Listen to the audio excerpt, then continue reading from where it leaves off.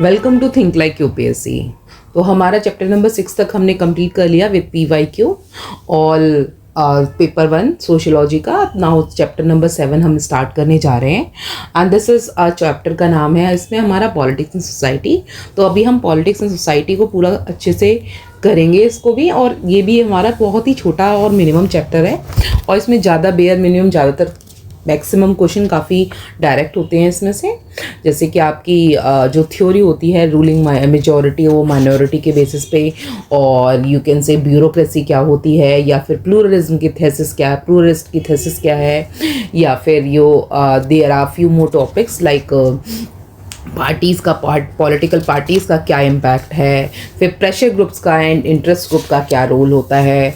And ये वैसे भी तुम्हें सोसाइटी में भी जैसे हम पॉलिटिक्स एज अ सब्जेक्ट पढ़ते हैं तो उसमें भी हमें पता होता है। फिर concept of nation and state and citizenship हम इसमें करेंगे, और नेशनलाइजेशन ऑफ इंडिया कैसे हुआ था, वेलफेयर स्टेट्स एंड ऑल का क्या रोल होता है। फिर हम इसमें ये भी करेंगे कि लाइक नेशंस विदाउट स्टेट क्या है, उनका क्या रोल होता है, कैसे काम करते हैं, सिटीजनशिप का क्या रोल होता है, डेमोक्रेसी का क्या रोल होता है।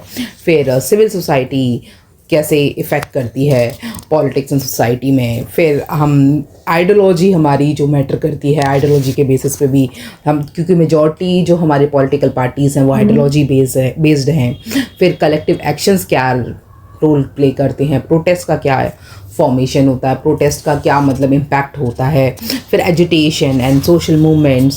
सो हम ये सब करते हुए we will be finishing this chapter. तो मेजॉरिटली ये काफ़ी छोटे छोटे टॉपिक्स हैं, तो हम ये जल्दी कर लेंगे, ख़त्म हो जाएगा हमारे तीन से चार लेक्चर में, बिकॉज इसमें छोटे छोटे ही टॉपिक्स हैं। और इसके बाद हमारा नेक्स्ट चैप्टर होगा रिलीजन सोसाइटी, बिकॉज इसमें क्वेश्चन इसी तरह से आते जैसे कि revolutions are social movements, but all social movements are not revolutionaries. Illustrate कर दो with the help of few example. तो जब हम रिवॉल्यूशन पढ़ेंगे तो हम आराम से और अभी जैसे अभी हमने ये चैप्टर करा नहीं है सपोज, तो अभी भी हमें पता है रिवॉल्यूशन का मतलब क्या होता है, ठीक है। और उसके बाद में उसके ऑल सोशल मूवमेंट्स क्या क्या हैं, जैसे हमें हिस्ट्री के रिवॉल्यूशंस पता है, हम उनको कोट कर सकते हैं यहाँ पे, और इलस्ट्रेट कर देंगे with the help of few example. अभी रिसेंट के रिवॉल्यूशन जैसे फार्म प्रोटेस्ट वगैरह रिवॉल्यूशन ही तो था एक तरह का, तो वो सब हम कोट कर देंगे इसमें। फिर revolution are easy to bring, easy है revolution to bring, but difficult to sustain करना डिफिकल्ट हो जाता है। बिकॉज जैसे अगर CAA को बोलते हैं, CAA जो प्रोटेस्ट हुआ था तो वो रिवॉल्यूशन सही था, बट लेटर ऑन क्या था, वो इम्पैक्ट उतना अच्छा नहीं लेकर आ पाया। रीजन बिहाइंड दैट कि it was not that much easy to sustain. अब जितने भी अभी रिसेंट में जितने हमने पास्ट में प्रोटेस्ट देखे हैं, 4-5 दिन 10 दिन चलते हैं प्रोटेस्ट, उसके बाद बंद हो जाते हैं, इतना लंबा नहीं चल पाते, सस्टेन करना मुश्किल होता है। तो explain with the help of explain this in the light of the Arab spring. तो अरब स्प्रिंग एक हम थ्योरी है, वो हम इसमें करेंगे इसमें। तो हम नेक्स्ट हमारा जैसे इसमें क्वेश्चन देख सकते हैं, nationalism like other ideologies is narrow and parochial, do you agree. तो ये हमें बताना पड़ेगा। नेशनलिज्म की आइडियोलॉजी हमें पता है, पैरोकियल हमें आइडियोलॉजी पता है, दोनों पता है। हम इनको मतलब बेसिकली आइडियोलॉजीज को हम नेशनलिज्म की जो आइडियोलॉजी है उसको एक्सप्लेन करेंगे, फिर पैरोकियल क्यों है, फिर डू यू एग्री और not will explain. Is nation state a necessity है ऑफ मॉडर्न लाइफ की, एंड वाई मोर नॉट। तो हम ये आराम से कर सकते हैं। Now let's proceed with this chapter. और इस चैप्टर में हम मतलब डेप्थ में सब कुछ करेंगे। इंटरेस्ट ग्रुप का क्या है, पावर एलीट्स का क्या रोल होता है, जैसे कि सोशियोलॉजी में इस चैप्टर में हम स्टडी करेंगे कि like political behaviour in terms of a group dynamic. क्या हम स्टडी करेंगे इसमें, political behaviour in terms of a group dynamic. तो ग्रुप डायनेमिक्स में जैसे हमारा क्या क्या रोल प्ले करता है, आइडियोलॉजी। जैसे आपने टर्म सुनी होगी बहुत घरों में, जैसे कि बहुत सारे लोग ना सिर्फ कांग्रेस को सपोर्ट करते हैं, बहुत से लोग बीजेपी को सपोर्ट करते हैं। उसका रीज़न है उनकी आइडियोलॉजी जो है ना, उसी को वो लोग सपोर्ट करते आ रहे हैं, तो वो आइडियोलॉजी को सपोर्ट करते हैं। लीडरशिप,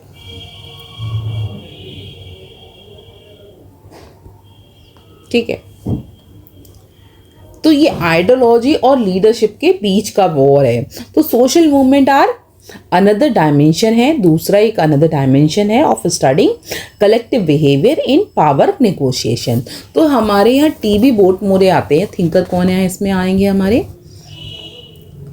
टीबी, और ये हमने इससे पहले भी ये थिंकर पढ़े हैं, टीबी बोटमोरे। एंड टीबी बोटमोरे क्या बोलेंगे? ये बोलेंगे कि जो हमारी पॉलिटिकल इंस्टीट्यूशंस आए, इनका जो प्राइमरी कंसर्न है ना with division of power in the society, तो इनका जो प्राइमरी कंसर्न है, जो इनका सिंपल कॉन्सेप्ट है, वो सिंपल भाषा में समझते हैं तो हम क्या बोलेंगे? ही सेज दैट कि हिज मेन जो पॉलिटिकल इंस्टीट्यूशन है ना, उनका मानना है कि जो पॉलिटिकल इंस्टीट्यूशन है, दे प्राइमरी कंसर्न क्या है विद द प्राइमरी कंसर्न क्या रह रहा है? With division of power. जो हमारा डिवीजन हम पावर ऑफ कर रहे हैं, पावर इन द सोसाइटी कर रहे हैं, वो एक प्राइमरी कंसर्न है। तो political system have evolved over years. तो पॉलिटिकल सिस्टम इस टीबी बोटमोरे का मानना है कि विद डिवीजन ऑफ पावर हमने कर दिया, उसकी वजह से पॉलिटिकल सिस्टम क्या है? विद टाइम इवॉल्व हो रहा है over the years and primitive communal groups to the ancient city state and from medieval में जैसे feudal states to modern nation state आ गए। modern political systems are a part of a larger government का part है and which works on the principle of किससे कौन से principal पे work करते हैं? Separation of power. ये हमने किस में पढ़ा है? पेपर 2 में पढ़ा है, सेपरेशन ऑफ पावर। अरे भाई पॉलिटी में पढ़ा है ना सेपरेशन ऑफ पावर, तो ये हमने वहां देखा सेपरेशन ऑफ पावर हो रहा है। और politics is all pervasion. Politics is all pervasion in किस फॉर्म में? इन आपकी जो मॉडर्न सोसाइटी है एंड इट टचेस अपॉन, ऊपर ऊपर धीरे धीरे बढ़ती जा रही है, and not only the public life but private life as well. तो यहाँ आपके जो प्रकाश झा हैं वो बोलते हैं कि लाइक जो एक्टर थे हमारे बॉलीवुड, अभी भी हैं सॉरी, बॉलीवुड एक्टर डायरेक्टर हैं, basically known for his socio political movies के लिए वो जाने जाते हैं। तो इन्होंने देखा कि एक बार की जो नेशनल का जो डेली है ना, that all relation are political, सारा कुछ पॉलिटिकल है। एंड इस स्टेटमेंट माइट भी एग्जिग्रेट कर दिया आपको कि but has a truth as well. जैसे हम बोलते हैं कि पावर का जो फंक्शन होता है, power dynamic, it plays a very important roles in private relation as well. जैसे कि हम जो टेंडर्स वगैरह जो इशू होते हैं, जैसे अभी भी करंट में भी देखो जितने भी टेंडर्स वगैरह इशू हो रहे हैं वो मेजॉरिटली उन्हीं कंपनियों को इशू हो रहे हैं जो ऑलरेडी पावर्स में जो सरकार है उसको सपोर्ट करती है। तो हमें इससे क्या पता लगता है? इससे हमें ये पता लगता है कि किस तरह से इम्पैक्ट होता है पावर और पॉलिटिक्स दोनों। देखो पावर किसके पास में बेसिकली वैसे देखा जाए तो देखो फंडिंग जो पॉलिटिकल पार्टी को मिलती है वो ये एलीट ग्रुप्स ही देते हैं, बिजनेस ग्रुप्स जो इनडायरेक्टली हैंडल करते हैं, तो उन्हीं को बेनिफिट भी उन्हीं को मिल रहा है। तो सोशियोलॉजिस्ट यहाँ पे कंसर्न दिखाएंगे कि themselves as the broader pattern पे of power and politics in society and one of such broader conceptual framework जो हम पढ़ेंगे इसमें वो है power and elite theory. And here sociology की जो पावर एंड एलीट थ्योरी है, तो इसमें हम सबसे पहले देखेंगे पावर का मतलब क्या होता है, what is the meaning of power. तो पावर इज एक तरह की एबिलिटी होती है, किसको?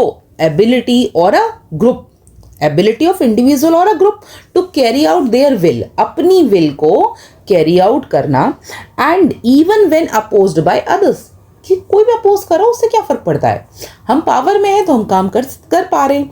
इट इम्प्लाइज करता है किस चीज को? Those who hold power do so at the cost of others, दूसरे की कॉस्ट पे। तो according to Weber we can say, Weberian definition जो है यहाँ पे पूरी तरह से फिट हो जाती है। तो he says probability of imposing ones will despite resistance. तो प्रोबेबिलिटी यहाँ पे फिक्स हो जाती है। Authority is that form of power, तो अथॉरिटी जो है हमारी उस तरह की फॉर्म ऑफ पावर है। पावर वर्सेस अथॉरिटी में तो वी विल से जैसे कि वेबरेरियन थ्योरी डेफिनेशन जो है ना वो प्रपोज करती है that power is constant. Power क्या है? It is constant. Power constant है, बट फंक्शनलिस्ट व्यू करते हैं इसको किस तरह से, वेरिएबल सम की तरह, क्योंकि ये वेरिएबल सम है एंड कलेक्टिव वेलबींग है। वेरिएबल सम जो कि हमारा फंक्शनलिस्ट इसको बोलेंगे कि it is a like, but it is good for all and leads to collective wellbeing. Power अच्छी चीज़ है और ये कलेक्टिव वेलबींग के लिए जानी जाती है, आगे बढ़ती है। Higher the wellbeing more the power. And Parson जो है वो रिगार्ड करेंगे the power is differential as necessary for the effective pursuit of a goal of the society. Effective different sectors में इफेक्टिव परस्यूट होना चाहिए of the goal of the society according to Parson. तो authority, another form में authority हम बोल सकते हैं कि अथॉरिटी ये क्या होती है, यहाँ ले लेते हैं हम जगह थोड़ी सी, एक सेकेंड।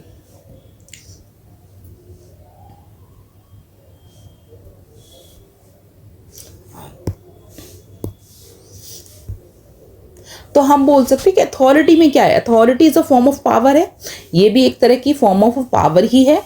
और यहाँ पे is a constant sum, basically हमने देखा था ऊपर। तो यहाँ it is like who is accepted as legitimate, that is right and just. It means that the master जो भी है ना has the right to command. Authority मतलब एक मास्टर जो है उसके पास में राइट टू कमांड है and can accept to be obeyed on the basis of various source of power जो हमारे आसपास बिखरी हुई हैं। The classification can be as a personal power हो सकती है, नॉलेज पावर हो सकती है, प्रेस्टाइज पावर हो सकती है, इमोशनल पावर हो सकती है, कम्युनिटी पावर हो सकती है, पावर ऑफ द एलीट हो सकती है, क्लास पावर हो सकती है, ऑर्गेनाइजेशनल पावर है, power of the unorganisation masses हो सकती है। तो there are different kinds of sources of power. तो वेरियस क्लासिकल थ्योरीज हैं, पर्सपेक्टिव्स आए हैं उनके, जैसे हम वेबर बोलेंगे, Weber has seen like power are constant sum. Power कैसे कांस्टेंट सम है गेम का, in which one exercise of the power and the other on the expense of other. इनका मानना है कि एक बंदा एक्सरसाइज कर रहा है पावर का और वो दूसरे के बिहाफ पे कर पा रहा है ना पावर का यूज, तो on the other factors, other के जो एक्सपेंस पे कर रहा है। According to him power is a system. Power क्या है, इट इज अ सिस्टम। क्या है,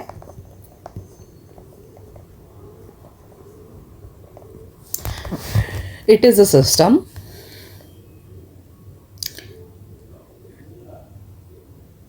ऑफ constant and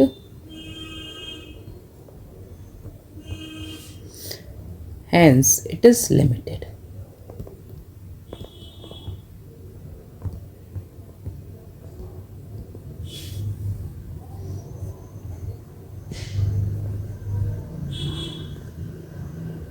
किस में, क्वांटम में लिमिटेड हो गया।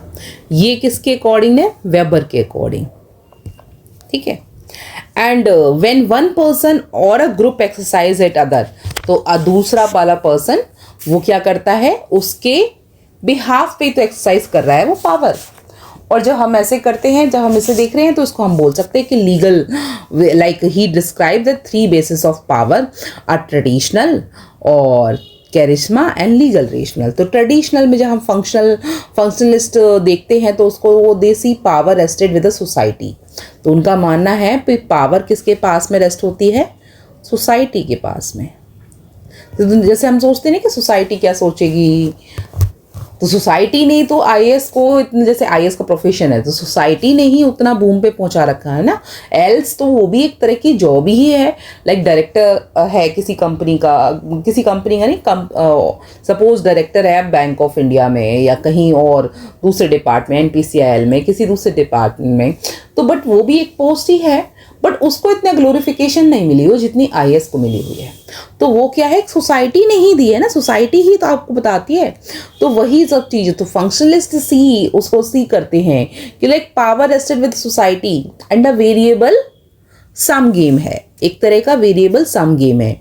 तो यहाँ वो बोलते हैं कि दे आर्ग्यू दैट जो कलेक्टिव वेलफेयर जो है हमारी इंक्रीज होती रहती है सोसाइटी में, amount of power held by the society also increases. तो power is not possessed by individual, तो पावर इकलौती एक इंडिविजुअल से पॉजेस नहीं होती है, बल्कि बट द सोसाइटी से। तो पावर एज अ होल हम बोल सकते हैं power is not controlled by individual, it is overall decided by society. तो बेसिकली इट इज, तो अकॉर्डिंग टू पार्सन्स, जैसे हमने देखा इट्स क्वाइट वेरी डिफिकल्ट है for the society to exercise power by itself. तो सोशल पोजीशन है जो हमने क्रिएट कर रखी हैं सोसाइटी में, जो फंक्शनली मोर इम्पॉर्टेंट है, power is exercise through them. जैसे पावर ऑफ एमएलए, ठीक है, power of an MP, power of an school principal, तो power of a teacher, power of an author. तो ये पावर है। तो power is used in society to achieve collective goals को achieve करने के लिए। Power of a honest political leader, तो एक डिफरेंट है। बेनिफिट एवरीवन, तो उसका क्या है, बेनिफिट हर किसी को मिलता है, everyone wins and there is no winning elite और लूजिंग मासेस। ऐसा कोई सिचुएशन नहीं कि जहाँ पे सिर्फ एक विनिंग एलीट ही विन कर रहा है या फिर मास लूज कर रहा है। This further form of basis of corporation reciprocate करता है in society which is essential for maintenance and wellbeing of society. तो अभी हमने क्या देखा, फंक्शनलिस्ट का मानना क्या है, जहाँ पे पार्सन बोलेंगे कि सिंस हमने देखा कि बहुत ही डेलिकेट सब्जेक्ट है, टॉपिक है, जिसमें हमने देखा कि like different parts of society में पावर जो एक्सरसाइज हो रही हैं, और पावर इटसेल्फ में अपने आप में इंडिविजुअली सब कुछ नहीं होती है, बल्कि सोसाइटी जो है वो रोल प्ले करती है। तो सोशल पोजीशन है क्रिएट करती है फंक्शनली सोसाइटी में इम्पोर्टेंस जो उसको मिलती है उसी से मिलती है। तो पावर इज एक्सरसाइज किसके थ्रू, पावर एक पर्टिकुलर पर्सन के थ्रू नहीं, power is exercise through different forms, जहाँ पे power is used in society किस तरह से, to achieve different goals, collective goals, और to benefit everyone, और everyone wins, यहाँ पे everyone win कर रहा है, and there is no winning line, कोई नहीं है winning line, like suppose elite ही विन कर रहा है, एलीट के लिए पावर्स है सबके पास, ऐसा नहीं है, there are other factors also. तो यहाँ पे लूजिंग मासेस भी नहीं हो रहा है, ऐसा नहीं कि मास ही लूज करती जा रही है, ऐसा भी कुछ नहीं है। तो इस तरह से हमने देखा बेसिस ऑफ कॉपरेशन है, रेसिप्रोसिटी है in society which is like essential for maintenance and wellbeing of the society. तो मार्क्सिस्ट जो है वो देखेंगे power is not in the form of authority, वो देखते हैं अथॉरिटी की फॉर्म में। टैलकेट का पासन पावर को बताते हैं कि पावर सोसाइटी में अचीव करती है कलेक्टिव गोल्स को, एंड दिस बेनिफिट एवरीवन। तो it is a win win situation, there is no winning elite and no losing masses. तो बट अथॉरिटी में जब वो बोलेंगे, मार्क्सिस्ट बोलेंगे, मार्क्स आएंगे, कार्ल मार्क्स। मार्क्सिस्ट जो थ्योरी है वो बोलती है, Marxist they see power not as not as a form of authority, authority की फॉर्म से नहीं मानते, और वो बोलेंगे इसको इस तरह से, एक सेकंड यहाँ जगह बना ही लेते हैं बिकॉज हमें जगह काफ़ी चाहिए यहाँ पर।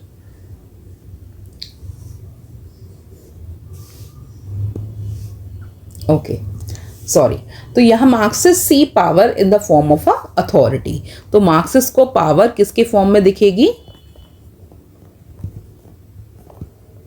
अथॉरिटी की फॉर्म में, एंड अथॉरिटी जिसमें है वो बोलेंगे with a legitimacy, but in the form of a coercion of the haves और हैव नॉट की।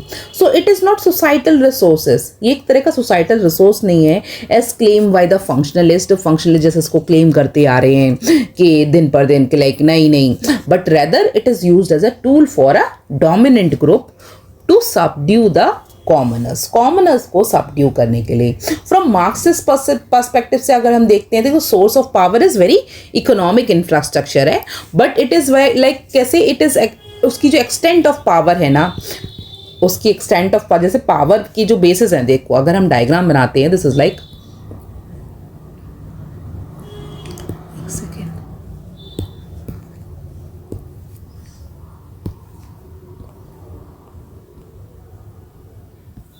पावर।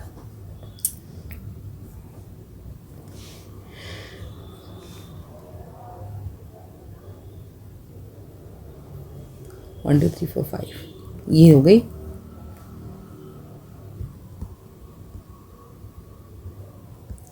लेजिटिमेट पावर, ठीक है। अगला हो गया रेफरेंस पावर,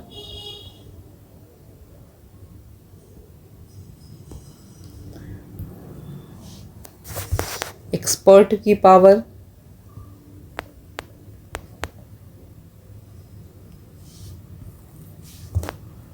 रिवॉर्ड पावर,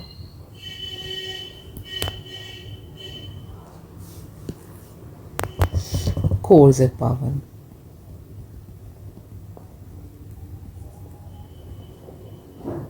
ठीक, तो ये है आपकी पावर की एलीट की जो पावर एलीट की जो थ्योरी है, उसमें आप इस तरह से डायग्राम डाल सकते हो। और सबसे पहले आप थिंकर डालोगे, मार्क आपने वेबर डाले, फिर आपने टलगट पासन डाले, then you will quote Marxist theory.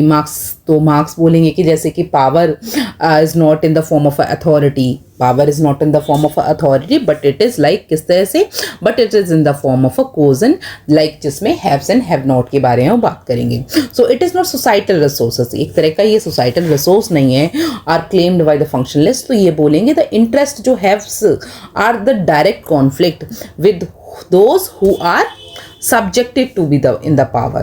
तो ये from the मार्क्सिस्ट जो पर्सपेक्टिव है उसमें source of power is a economic infrastructure. इनके हिसाब से source of power is a economic infrastructure के हिसाब से है, बट इट इज वो एक्सटेंड कर देती है beyond the economic infrastructure to all the aspects of life as well. Though the rule जो है class aspects the power of the ruling class, but it is due to the false consciousness। the only way to return the power to the people involve करेगा communal ownership to force a production and it is possible only through revolution के जरिए, उनका माना revolution के जरिए। तो elite theory जो है हमारी are the foremost theory of power है, ये हमारी foremost theory of power है, जिसमें हम C.W. Mill fall under the classical elite theorist में माने जाते हैं। और वहीं एक और है हमारे थिंकर मोस्का, प्रोटो, C.W. मिल, तो ये हमारे इसी में आते हैं। उसके बाद में प्लूरलिस्ट थ्योरी में अगर हम बात करते हैं तो रॉबर्ट धल और एंथनी डाउन्स, तो ये हमारे उसमें आते हैं। तो अपार्ट फ्रॉम दीज पर्सपेक्टिव, या भी जो हमने डिफरेंट पर्सपेक्टिव देखे पावर के, there are various other views on power. So जिसमें हम बोलेंगे इट्स सोर्सेस हैं या उसका मैनिफेस्टेशन है। French and the Raven famously gave 5 basis of power, देंगे वो 5 बेसिस ऑफ पावर जो हमारे ये वाले हैं, 5 basis of power. These are the 5 basis of power. तो ये डायग्राम जो मैंने अभी आपको बना के दिखाया था, बेसिस ऑफ पावर किसके द्वारा, कौन किसके बेसिस पे, फ्रेंच एंड रावेन, ठीक है। तो ये उनकी थ्योरी के हिसाब से इंपॉर्टेंट है। तो यहाँ पे reward comes from the ability, reward जो आपको मिलेगा वो आपकी एबिलिटी के बेसिस पे मिलता है।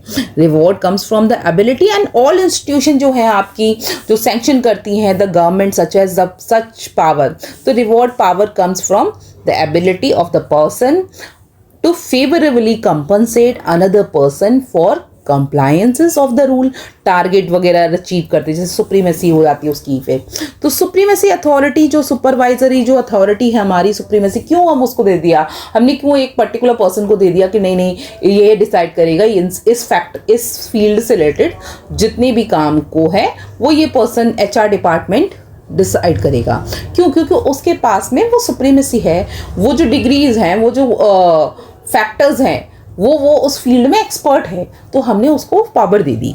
तो यहाँ पे police and judicial authority have such power in all society, all society में उनके पास में भी पावर है।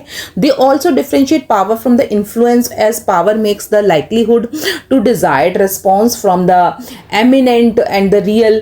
Letter on they add one more dimension को ऐड कर देंगे इसमें इंफॉर्मेशन पावर में। Some social thinkers like they will try here to interesting perspectives on power में। For example jenny sharp, so he says that from dictatorship to democracy, a conceptual framework of liberation, जिसमें 1994 में वो assert करेंगे that all power structure rely upon the obedience of their subject। so it's जो हमने यहाँ देखा, तो if subject refuse कर रहा है to obey the leader, then it does not have any power. तो लीडर के पास में कोई पावर ही नहीं रही ना. तो his work was very influential in overthrowing the जो पावर एलीट वाली जो सब्जेक्ट्स है उसको पूरा एक साइड से थ्रो कर देना. तो जिसमें हमने 2011 में अरब स्प्रिंग था. 2011 what we studied Arab spring. एक सेकेंड देखती हूँ यहाँ पे डाला हो तो. द क्वेश्चन है एक मार्क्सिस्ट थ्योरी.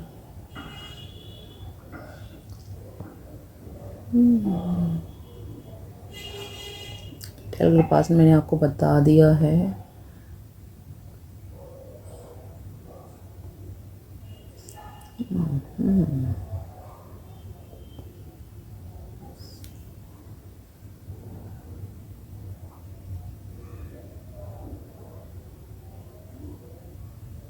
नहीं, चलो हम यहाँ कर लेते हैं.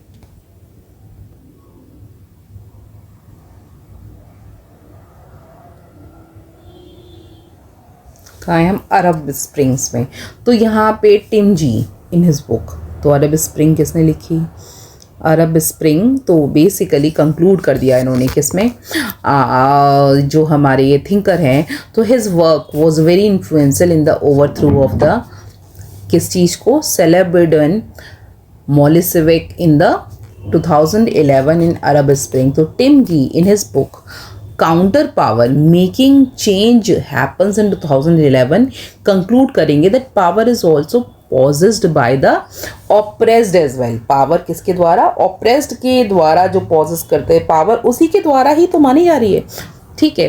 एंड द काउंटर पावर, तो oppressed in the form of a counter power which is used to countervail the power of elite. Such power especially become manifest at times of such social movements जहाँ पे protest हो रहे हैं etc.